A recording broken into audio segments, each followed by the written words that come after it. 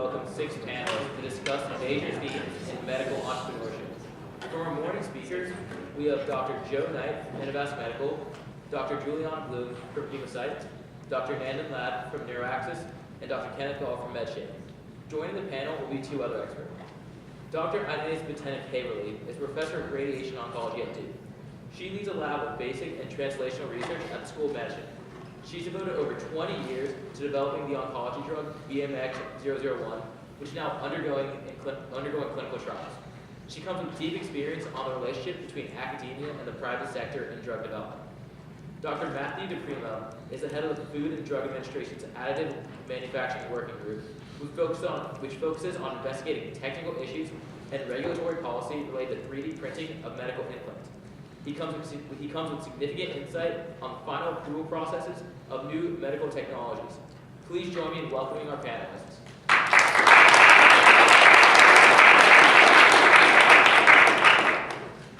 To begin with, I'd like for our 2 panelists who haven't spoken yet to give a short minute introduction of themselves and the work they have done in the medical field. Starting with Dr. Batinic-Haberle, can you give a short introduction of the work you've done in academia? Yes, I'm at Duke University for 20 years now, and I started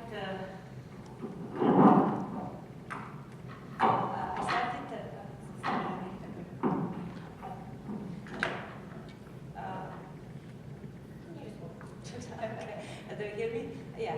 So I'm here at 25 years at Duke University, and for most of those years I worked on the development of anti-cancer drugs, their synthesis, the design, the synthesis, the analysis. I also worked on the mechanism of action of those drugs and preclinical models, cellular and animal models.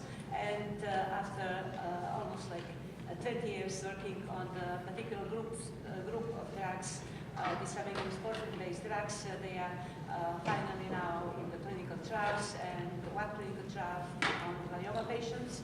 And we are going to test the use of that drug that actually it's manganese-morphine. We name it the BMX-001. We are going to test it as a radioprotector while at the same normal tissue, while at the same time radiosensitizer of the tumor. We hope to have another clinical trials starting later this year on the use of that same drug as a radioprotector of the salivary glands and mouse mucosa with head and neck cancer patients, and we hope this year also to start clinical trials to use another similar drug as in dermatitis. Thank you very much. And next, Dr. Prima, could you give a short introduction of the work that you've done inside of the FDA? Yes, thanks so much, and I'm actually really happy to be here. I don't think the FDA does enough to tell you guys that there is an FDA, and honestly, if we could add someone from CMS here, because once your product gets cleared by the FDA, you still have to get someone who's willing to pay for it, and that's an often forgotten step. So real quick, my research at the FDA falls into 3 areas. I do a lot with corrosion of cardiovascular devices. Specifically, we're looking into determining better test methods and experiments to perform on these devices to make the testing more relevant to what happens inside the body. It's doing the same thing for wear and corrosion orthopedic devices, doing a lot with X-plane work, and we're doing a lot right now with 3D printing. Mostly, we're starting at the really boring, how do you properly validate a 3D printer? If a company comes in and wants to use a predicate that uses a different kind of 3D printer, can we leverage that information, and what new questions do we have to ask? And then on the non-research side, I spend a lot of time assisting with the regulatory process, providing technical expertise in everything from orthopedic devices, cardiovascular devices, to proton accelerators. Thank you very much. So the first few questions we're going to ask are based on education, especially since there are many undergraduates in the room that are trying to decide between whether to pursue a PhD, an MD, or perhaps go straight to work and get an MBA in the future. So the first question is for Dr. Lapp. Many undergraduate students discuss the possibility of pursuing an MD degree without ever planning on practicing in the future. Seeing as you have pursued both an MD and a PhD and practice, could you share some of your insights on what you believe the pros and cons would be for pursuing an MD but with a plan of going straight into industry? Sure. several colleagues that have done exactly that. I think it's hard to plan for that.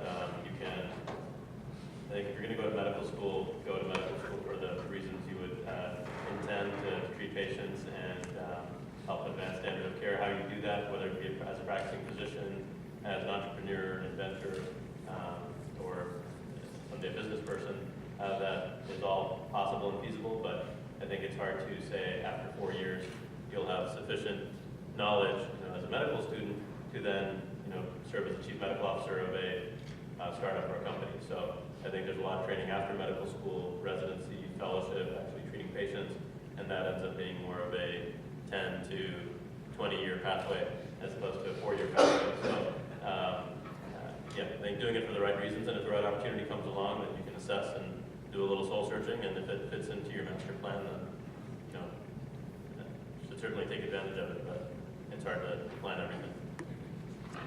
Thank you. The next question is for Dr. Blum. So we previously discussed how you would consider perhaps instead of pursuing a PhD, doing an MS and MBA combined. I was wondering if you could now discuss what your thoughts are on the pros and cons versus pursuing a pure PhD versus getting one of these dual degrees. I knew that comment was going to come back to bite me. No, so I was very honest. Nikhil and I had the opportunity to have a discussion a couple of months ago. And when I was looking at graduate school, it was the opportunity to do research and to understand how I could go down a path that could potentially one day change the lives of patients. At the time that I was looking at getting my graduate degree, there weren't opportunities of dual degrees out there. So I was kind of pigeonholed into that. Now looking back at it, I feel like I knew all along what I wanted to do was to combine the science and the discovery side with innovation and entrepreneurship. And I think the best way to do that today is an MS MBA. There are pros and cons to that. I do think that you learn a lot in a 4 or 5 year graduate degree. You learn a lot of discipline. You learn how to troubleshoot. You learn how to influence. You learn all the things that will take you to the next phase of your career and your career choices. But I think what is short-sighted in graduate programs today is the connection between science and technology and industry.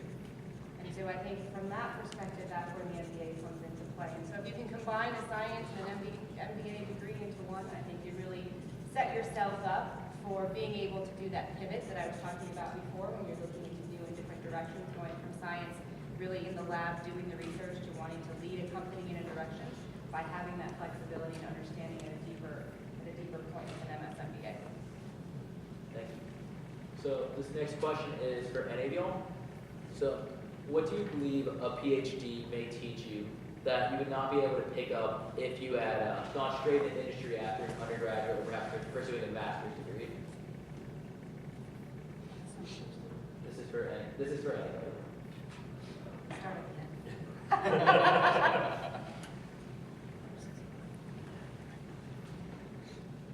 So I'm going to be very careful because my PhD advisor is sitting on But no, actually, I think a PhD is the first time you're really given your own project and said, make it work, right? It's up to you to figure it out. When you're at a company, there's a lot more people who can help. There's a lot more sort of structure. And when you're in a graduate group, Dr. Gall had a decent sized one for tech, but there were 6 of us, each with very different projects. And at the end of the day, it was up to me to make it work or for it not to work.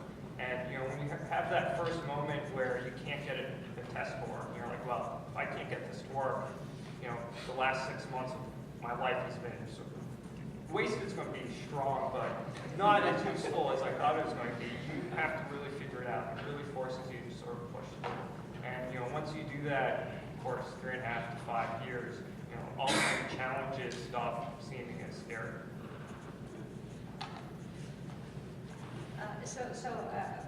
I have a PhD degree in chemistry, and that's a really very basic education.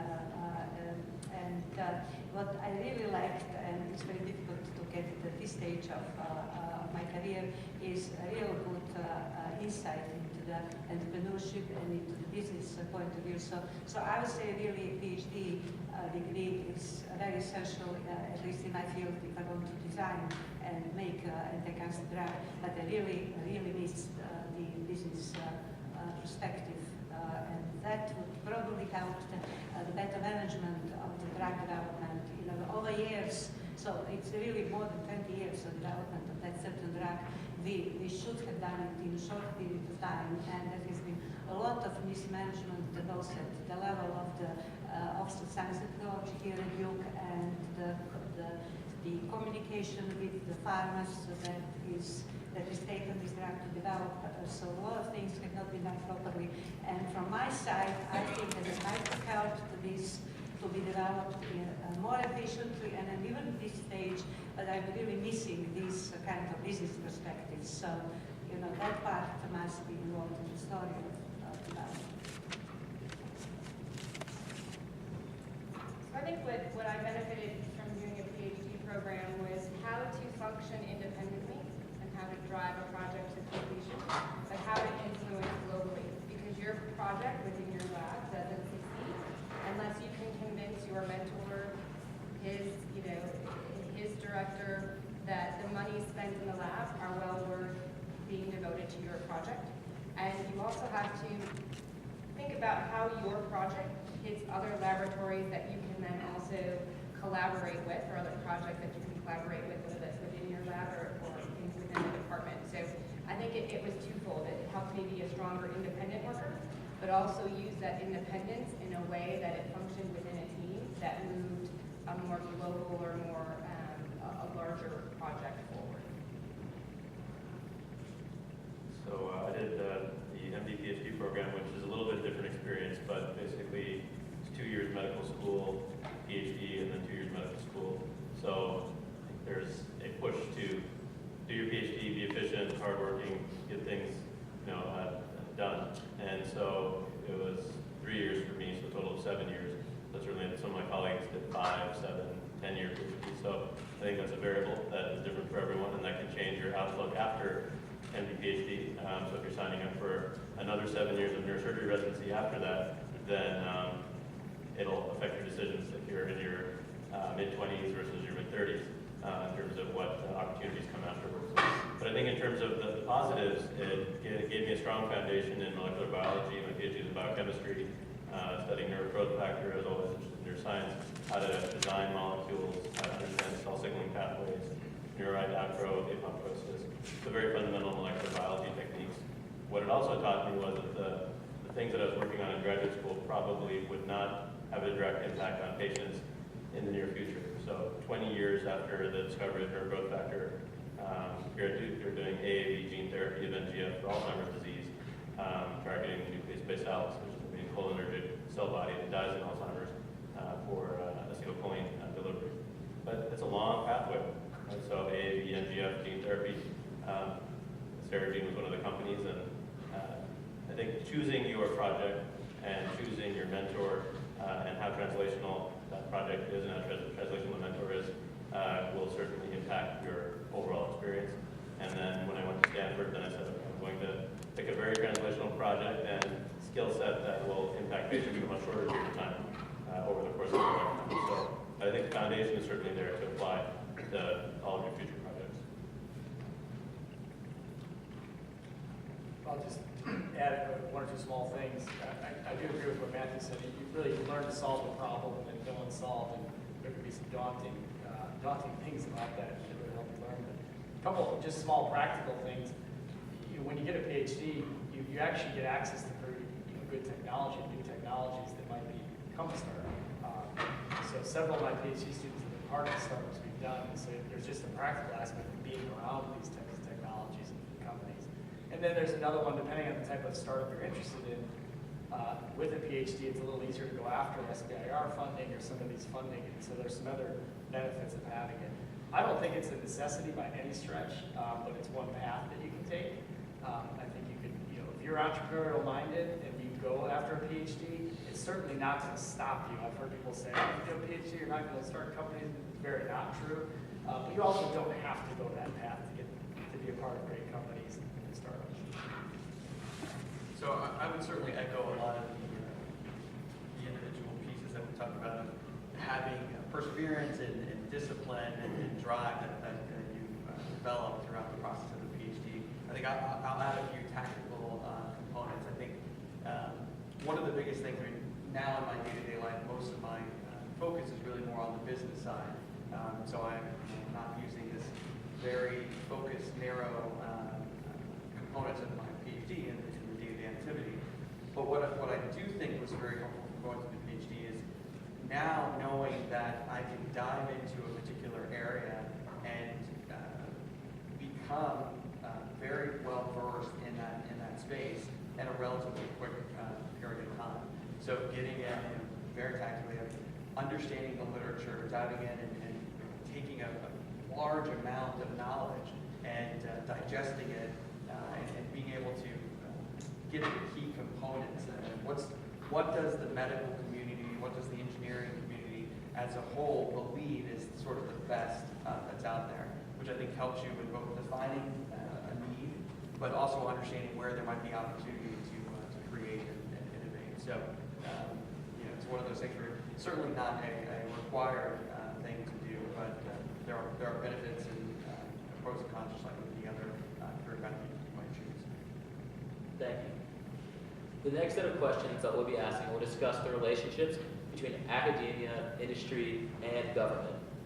So Dr. Gall, since you're both a professor at an academic institution and also the head of a startup in the industry, could you start by speaking some about the partnerships that occur between academia and industry and where the key points that they come together are at? Yeah, I don't think this is working. Yeah, thank you. So I want to say one other thing related to the last question too, before I answer this. Duke and some other universities are also now looking at PhD programs that have a very active entrepreneurial focus. There's a program at Georgia Tech called the Tiger Program. We're looking at building that here. So these are programs where as a PhD student you get right into learning about being an entrepreneur, which is probably different than was available when I was a student or not. So, and then as far as the different types of relationships, you mean sort of between academic, you said industry, and then startups? Yes, kind of like academic industry. Yeah, just academic industry. I think companies, in the past model of interaction between companies and academic institutions used to be kind of not great. I mean, certain things, they do consortiums, they build a whole bunch of companies would link to a university, a little consortium, and all pay a fee, and they would get access to some technology that really there wasn't that many licenses coming out of the same thing. I think, honestly, more commonly now is through startups and things. I think universities are licensing technology to smaller entities, and these smaller entities build them to something that looks a little more appealing to bigger companies, and then those usually get acquired at some point that way. I think that's becoming more common. Having said that, I have had relationships with industry where they come in and sponsor certain projects, to kind of work forward as one path, and that's still ongoing. But I think the more exciting path is through startups. I can add quickly, just from my experience with Batinic.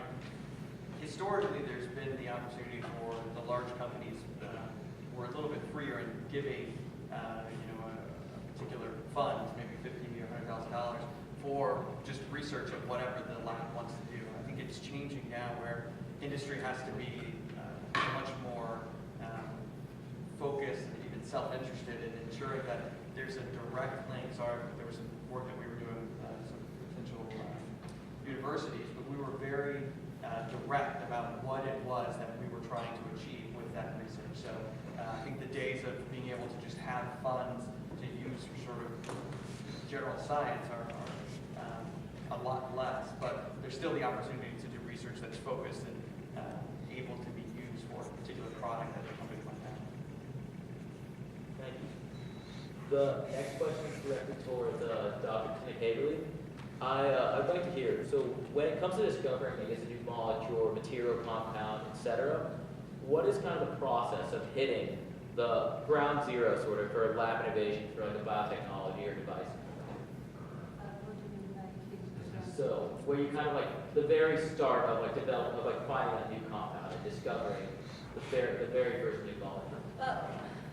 The very first step of discovering the new molecule here, at least with me at the university, came from the NIH money, actually sort of. But then the company, one company, I was pharmaceuticals, started putting money there and start promoting this research. But then for different reasons that failed. And for years there was a kind of a limbo. Are we going to develop the compound that we worked on, or are we not going to, go and get it into the clinic? So there were several years gap that we almost gave up this. Then another company, another startup developed several years ago, only like 4 or 5 years ago, where we really finally now we are in the clinic. But it's been, as I said, a lot of mishandled during the development of the model. The basic science was always working well, but the financial support was not there. So this all might be better. I myself as a basic scientist, a chemist, if I had that knowledge, like the business knowledge, I might have influenced the whole process. So that actually was at least probably 10 years longer than otherwise. Thank you. Dr. Prima, when it finally comes to finalizing and commercializing a product, a company, of course, must go through the FDA. Can you please discuss a little bit more about how the FDA works with companies in the process of approving a product for commercialization? Of course. So we're going to have to put some caveats in. So I work for the Center for Devices and Radiological Health. So I only see devices. I don't see drugs, don't see biologics. We do have an office of combination products, which every now and then helps. Every now and then it doesn't, because it's a very, very complicated product. So in the device field, there are 3 classifications of devices. Class 1 devices don't come to the FDA. There are 2 of them. They don't come to the FDA for pre-market review. You have to register and list. You have to get your manufacturing site inspected. You have to comply with all the manufacturing requirements. But you don't submit anything to the FDA saying our device is ready to sell. You then have the Class 2 device, which is sort of moderate risk. Most of those go through the 510K process. As Dr. Gall mentioned, that is substantially equivalent. Usually there's not a lot of conversation with companies before they submit a 510K. 510K shows up to the FDA, we review it. If we have any questions, we send it back to the company. We wait for their response. Hopefully they respond, and then based on how things move after that, we either determine the device to be substantially equivalent or not. Class 3 devices go through the PMA, which is the highest tier. Generally, that requires a clinical testing. A clinical trial. There are a lot of interactions between the company and the FDA. We're really encouraging something called a pre-submission. The FDA lingo is a Q-sub. It's a pre-submission process, so for free, the company comes to the FDA and will talk with the actual review team who would review their products. And you generally will start with, hey, we have this cool technology, we have this great idea. 3 years ago, we had people come by and say, hey, we're developing a lot of these magnesium alloys, so they're biodegradable, bioabsorbable. Let's just talk with FDA, show you the technology. So when we come in with an actual product, the FDA isn't going to freak out that we're saying, well, we don't need to do corrosion testing or testing after 10 years, because our product's going to be gone too. And then you come in for your first clinical trial, your IDE, and maybe you come in for a second IDE, then you come in for the full-blown PMA. So on the Class 3 devices, there's a lot more chance for interaction with it. The Class 2 devices, not now. The diamond nail is a little bit of a special case, but if you're coming in for just a general bone plate or screw, you just submit the package to the FDA. You hear back from us once, maybe twice, and then you get a final answer. Thank you. These last 2 questions are for all of you. First, if you could tell your college self anything, what would it be?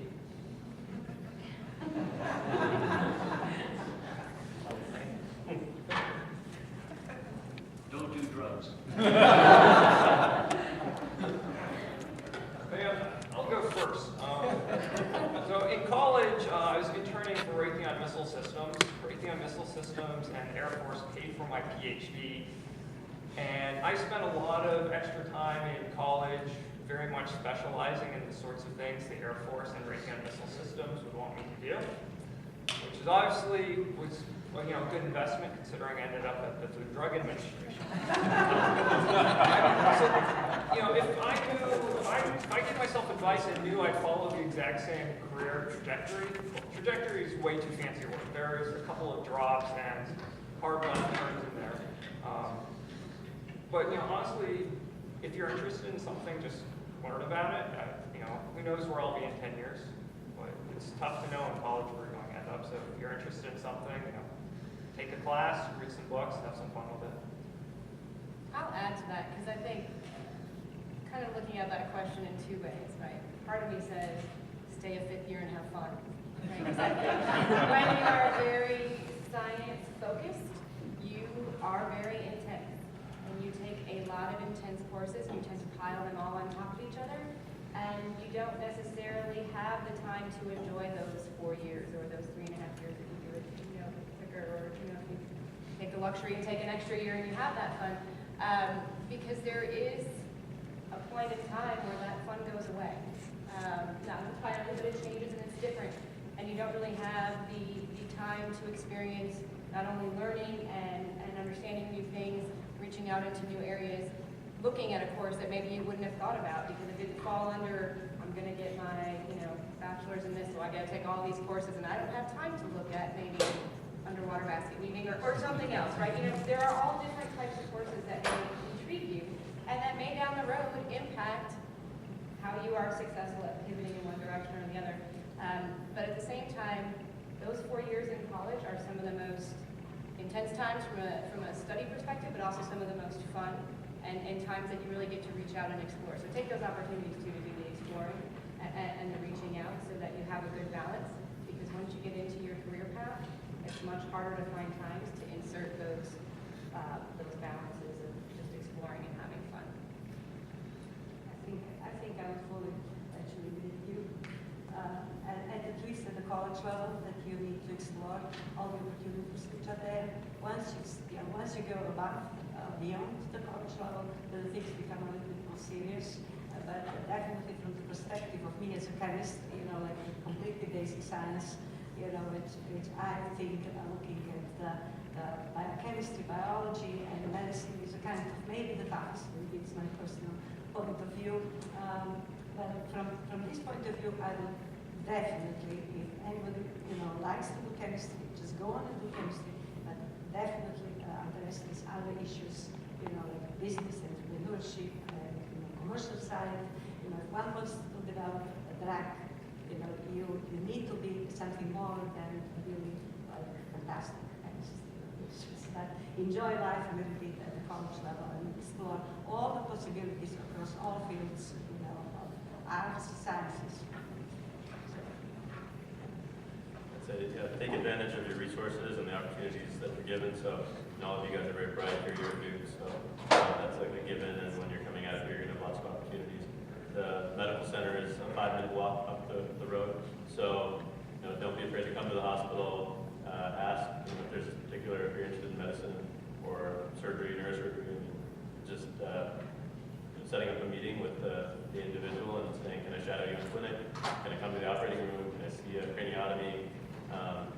That's all it takes, and you'll find someone who's willing to mentor you and have you shadow, and then you can see if it's for you or not. And if it's not, you've eliminated that very early. If the time stands still and you're completely enthralled like I was, then you found maybe your calling. So I think it's take full advantage of the opportunities that are here on campus.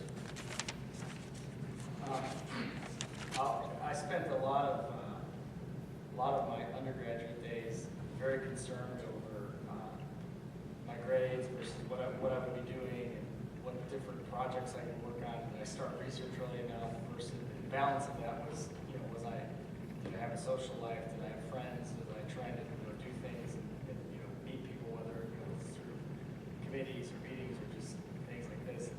I think I would tell myself to keep, not to balance those things for sure, because if you look back at MedShape, for example, almost up until a year or two ago, 100% of our investors from my side I met as an undergraduate. And if you think about that for a second, you realize there wasn't a ton of people that came from my professional network that invested that in the early company. These were people I was friends with and people I interacted with. Some of them on just a social level and some of them in an academic level. And so, take some time. I would tell myself, or I guess I would tell you also, take some time to actually, network with people and meet people. And it doesn't have to be professors, but even your colleagues and your fellow students. Duke is pretty. I think the network of Duke is pretty amazing. It's different than any university I've ever seen so far, but I think that's what I tell myself, is not to worry as much about that. Spend the time and do that. Having said that, I have to say this, get good grades. There's always some rumors that, you don't need good grades to be successful. It may be partially true, but it's never going to hurt you. So. I would probably tell myself, dude, chill out. Like, you're worried about all these things, and it's important to find your passion and to find the thing that you can be, just be all in it. But don't worry so much. Like, I think it's too easy to get caught up. Like, but this might be the most critical decision of my entire life. And it's each decision is important, but you're going. Part of life is determining not just what the next path is, but depending on how the cards come out, how do you play, that. Life is not about playing, doing well with a good hand, but it's how you play a poor hand. So if you, I think part of it is not to be so overwhelmed with each individual decision, but find what you love to do, pursue it, and then as you make the big decisions, you'll continue to kind of modify and adjust your course appropriately. I just want to add this is a little bit conflicting with what I said earlier. At this point in my career, I kind of say, have such comments that kind of be more relaxed and be more cool and enjoy life. But I looked at your success stories. Maybe they are just really success stories because you worry so much. So then you kind of so I would say that there must be some balance because I think if you're not worried in the course of your life, you're really not going to do things right.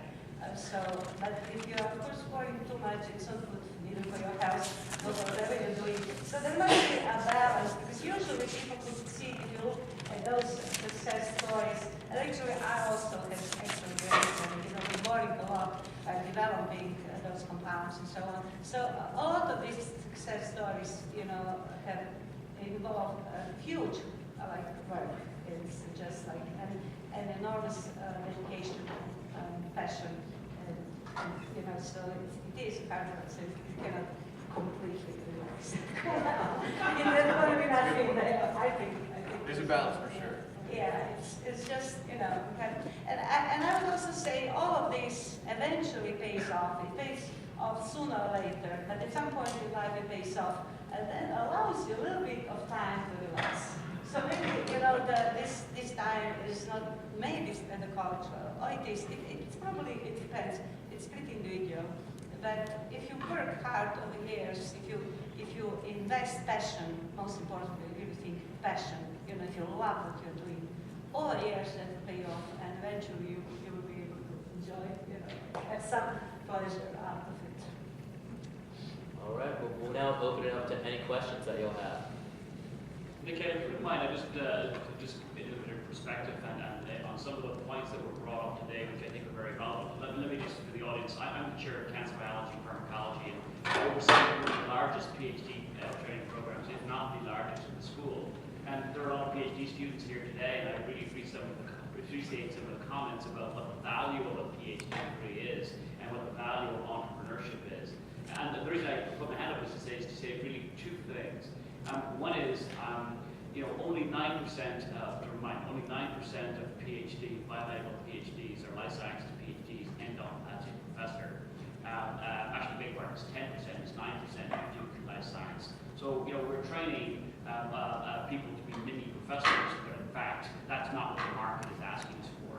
And I think we are responding to that. I think the Duke IME initiative, of which several of us here are part of, is a mandate from Professor Broadhead to actually change that culture, not only within the undergraduate campus, but within the graduate campus, and to provide not just classes, but experiential learning for students, both undergraduates and graduates.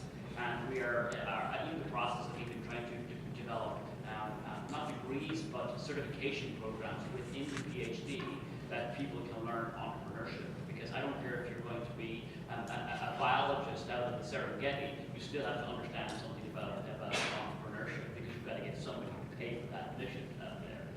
And that being said, I just want to put on the other hand, and really, Julie, kind of, or Juliana, talking about your point, and also Ines, about how important it is to have some of this entrepreneurship background if you're going to take your PhD forward. And we're faced actually here with a fundamental difficulty because of the way we fund our PhDs. Our PhDs are primarily funded off research grants, not by the university, and somebody has to pay for that time when these PhD students are not in the lab and are actually attending classes. And we have not yet, right as some of those other people are, I'm not including myself in that group in this, we've not been able to figure out how to do that. And that's one of the things that I think is necessary to be able to provide this opportunity, at least for graduate students, okay, where somebody else is paying their salary. Not undergraduates who are paying for the pod, but especially graduate students. And I think we need to basically fix that one. When we fix that one, then we can provide the experiential learning. We can start really addressing what the needs are of the 91% of PhDs who don't end as a professor. So that's just my comments on this issue. Thank you very much for your insights, Dr. McDonald.